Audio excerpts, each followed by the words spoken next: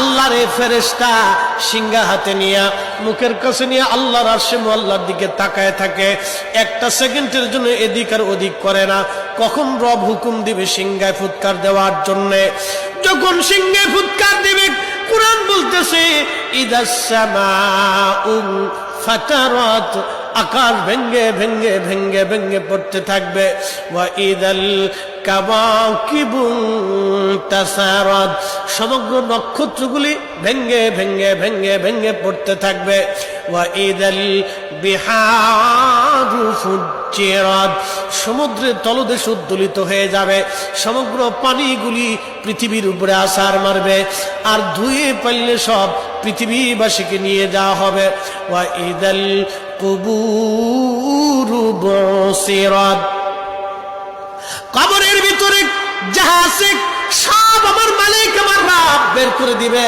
কবর থেকে মানুষ বের হইয়া সেই দিন হাসরের ময়দানের দিকে দৌড়াইতে থাকবে, সবাই উলঙ্গ থাকবে, কিন্তু আমার নবীকে আল্লাহ ৭০,০০০ ফেরেশতা বেষ্টন করাইয়া জান্নাতের পোশাক পরাইয়া মহাসম্মানে ফেরেশতারা মিছিল দিয়ে দিয়া আমার নবীকে হাসরের ময়দানে মাকামে মাহমুদে বসাবে।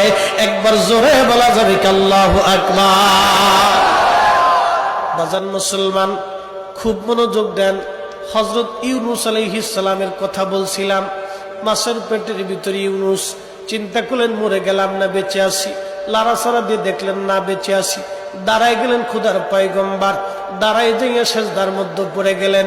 মাছের পেটের মধ্যে সেজদার মধ্যে পড়ে বলতেছে লা ইলাহা ইল্লা আনতা সুবহানাকা।